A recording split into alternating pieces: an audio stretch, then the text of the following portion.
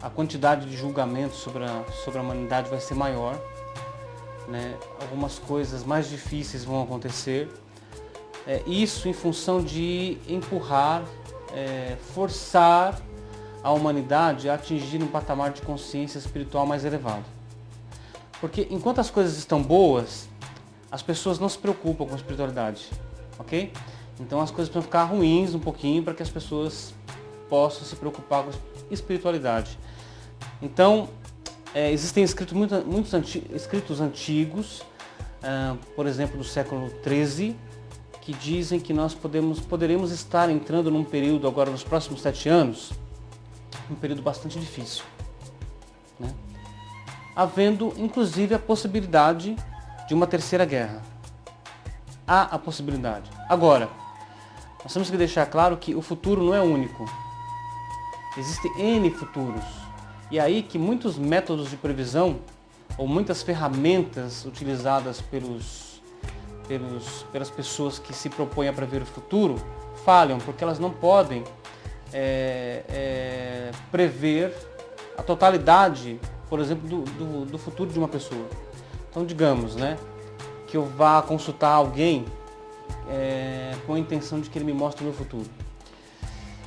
As ferramentas, né, como eu disse, elas apenas podem dar um vislumbre desse futuro. Por exemplo, seria o mesmo que eu estar tentando olhar para dentro desta sala através do buraco da fechadura. Eu vou ter uma visão parcial, eu não vou ter uma visão completa. Então essas são as ferramentas, muitas ferramentas, das quais eu não vou citar nomes aqui, para necessidade, né?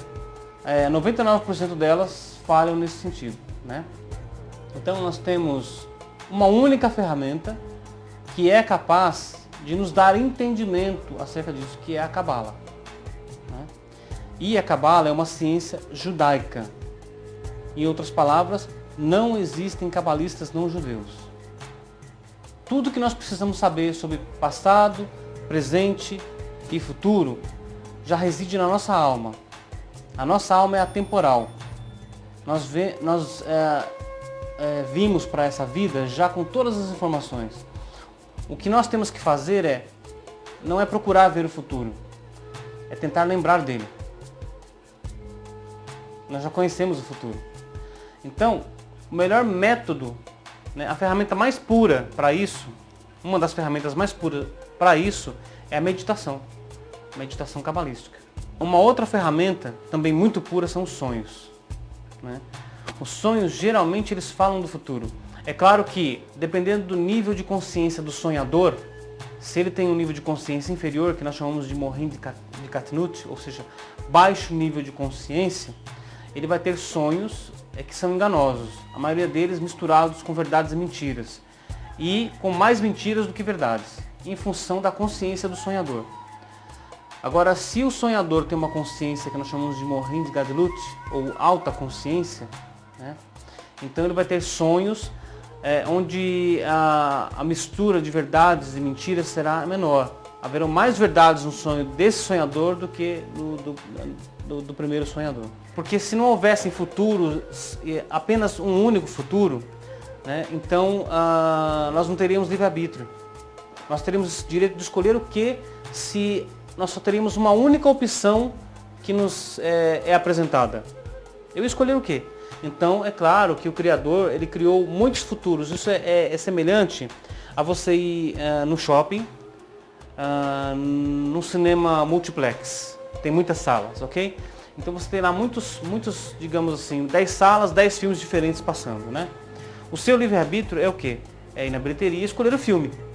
Uma vez que você escolher o filme, então você pega o ingresso e vai entrar para assistir o filme. Para muitas pessoas, né, acabou aí, o direito de escolha terminou aí. Não, a Cabala é uma ciência muito abrangente. Ela diz o seguinte, que evidentemente a pessoa não vai poder interferir no filme, porque ele está pronto. O princípio, meio e fim já existem, né? Mas ela pode não gostar do filme e pode mudar de sala. Nós temos muitas salas, muitos futuros e muitos finais para uma vida ou para um futuro, né? E isso é muito interessante porque aí dá o nosso direito de escolha. Agora, para que eu possa escolher bem, eu preciso ter conhecimento. Sem conhecimento, eu não tenho como escolher. Evidentemente, existem destinos e não destino, né? Mas algumas pessoas que vêm ao mundo já escolheram a missão que vão cumprir nele, né? Em função de que essas memórias são apagadas, e a alma esquece, porque gradualmente tem que ir alcançando essas lembranças, né? Existem pessoas que não têm como fugir do seu destino, né? Elas estão vinculadas àquilo porque é algo muito grande. Por exemplo, como as grandes almas que vêm ao mundo a cada 400 anos, para ajudar a humanidade e ajudar a humanidade a atingir um patamar de consciência elevada, como por exemplo Martin Luther King, Gandhi, Buda, Jesus, muitas outras grandes almas, né, que vieram ao mundo justamente com uma missão do quê? De iluminar a humanidade através do conhecimento, né, e não de fazer as coisas pelas pessoas. 2007, bom, isso é uma ilusão, né? Nós não estamos no ano 2007. Nós estamos hoje no ano 5.767, né?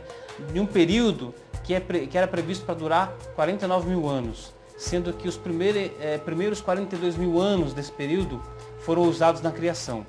E são anos divinos e não anos físicos, né? A partir daí nós temos outros anos que foram dados para correção espiritual. Estamos quase chegando no final, né? Então nós vamos entrar num outro período de 7 anos agora. Né? É sempre assim, são ciclos de 7. Nós estamos no 6º ano desse último período, né? O ano que vem é o 7º ano, esse é chamado ano sabático, o ano do descanso. É quando as correções não são requeridas, há um ano de descanso, né? Desses 6 anos. Nos outros 6 anos nós somos obrigados a trabalhar. Quando a Bíblia diz assim, 6 dias trabalharás, no 7º descansarás, não é apenas trabalho físico, é trabalho de correção espiritual, né? 6 anos a terra tem que ser plantada, no 7º ela tem que descansar. Tudo isso é simbólico, são segredos espirituais, né? Então eu construo o meu futuro, né, de acordo com como eu vou galgando esse conhecimento, né, e esses anos, esses ciclos, são chamados ciclos sabáticos, são sempre de 7 em 7. Não significa que, né, o ano que vem pessoas não vão morrer, pessoas não serão tiradas do mundo, pelo contrário, aqueles, por exemplo, que Deus viu que o futuro está envolvido com isso, inclusive. Por que algumas pessoas que são novas morrem e outras pessoas vivem mais tempo? Por que algumas pessoas que são boas morrem primeiro do que muitas pessoas que são más? Tudo isso envolve o futuro, né? Deus vê o futuro. Então, por exemplo, ele vê que aquela pessoa que é nova, né, vai se tornar má no futuro. Então, para que isso não aconteça, ela causa uma mancha na sua alma, ele retira essa pessoa do mundo antes que isso aconteça. Isso chama-se misericórdia. Mas a pessoa que é má e vive mais, porque Deus vê que no futuro ela vai se arrepender e vai consertar, né, todo o mal que ela causou. Então, Deus deixa que ela continue vivendo.